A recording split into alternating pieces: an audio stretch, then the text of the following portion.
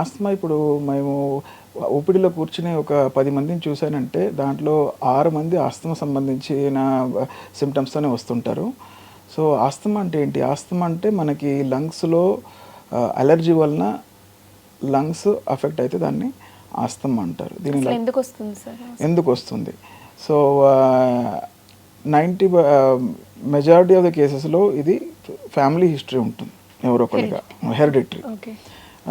పేరెంట్స్కి కానీ బ్రదర్ సిస్టర్స్కి కానీ సిబ్లింగ్స్ కానీ ఎవరికైనా మనకి ఆస్తమా అనేది ఉంటేనే మనకి ఆస్తమా వస్తుంది. సో ఆస్తమా అన్న వెంటనే అందరికీ ఒకేలాంటి జబ్బు అని అనుకోకూడదు. అది కామన్గా మా పేషెంట్స్ అందరూ ఆస్తమా అన్న వెంటనే అదేదో నేను చాలా సీరియస్ కండిషన్ ఏదో వచ్చేసినట్టు వాళ్ళు భయపడుతుంటారు.